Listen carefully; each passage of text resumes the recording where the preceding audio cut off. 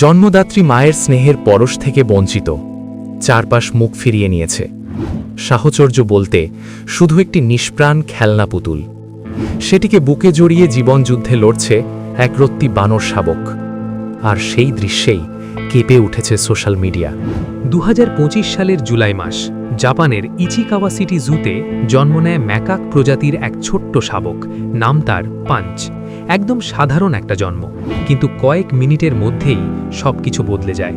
তার মা তাকে গ্রহণ করল না, না বুকের দুধ, না কোলে তোলা, না স্নেহ।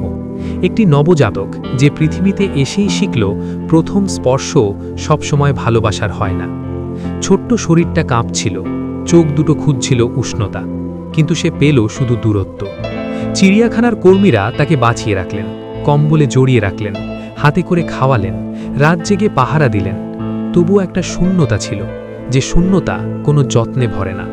তারপর একদিন তার হাতে তুলে দেওয়া হলো একটি সফট টয়, ওরাংওটাংয়ের মতো দেখতে, ছোট্ট নরম একটা পুতুল। হয়তো কেউ ভাবেনি এই খেলনাটাই হয়ে উঠবে তার জীবন। পাঞ্চ সেটিকে এমনভাবে বুকে চেপে ধরল যেন বহুদিনের হারানো কাউকে ফিরে পেয়েছে। ঘুমের সময়, খাওয়ার সময়, একাকী বসে থাকলে সব সময় সেই খেলনাটা তার বুকে। কারণ ওটা তাকে ঠেলে দেয় না, ওটা তাকে প্রত্যাখ্যান করে না।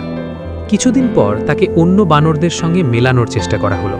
ভাবা হয়েছিল নিজের জাতের মধ্যে হয়তো সে আপন খুঁজে পাবে, কিন্তু বাস্তবটা ছিল আরও কঠিন। তারা তাকে গ্রহণ করল না, কাছে যেতে গেলে তাড়া করল, ধাক্কা দিল, দূরে সরিয়ে দিল। একটা ছোট্ট প্রাণ, দুবার প্রত্যাখ্যাত। প্রতিবারই সে দৌড়ে ফিরে আসে সেই নিষ্প্রাণ খেলনার কাছে। রক্তাক্ত হোক, আহত হোক, তার হাত শক্ত হয়ে জড়িয়ে থাকে সেই পুতুলটায়।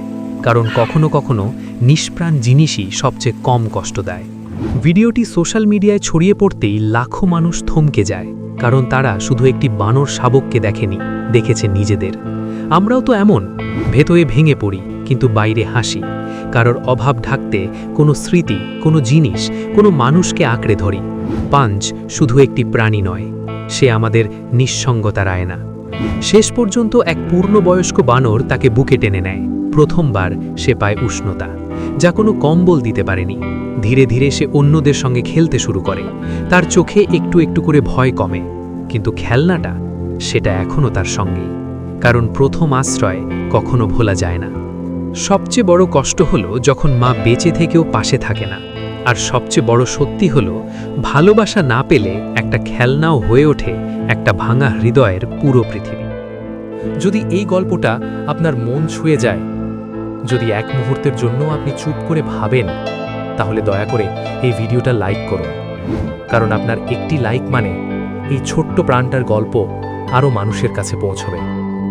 শেয়ার করুন, হয়তো আপনার শেয়ারে আরেকটা হৃদয় নরম হবে। আর এমন আরও মানবিক, হৃদয় ছুঁয়ে যাওয়া গল্প পেতে আমার চ্যানেলটি সাবস্ক্রাইব করুন, আর পাশে থাকা বেল আইকনটি চাপতে ভুলবেন না। কারণ এই পৃথিবীতে এখনও ভালোবাসা বেঁচে আছে, শুধু তাকে ছড়িয়ে দেওয়ার জন্য আপনার একটা ক্লিক দরকার।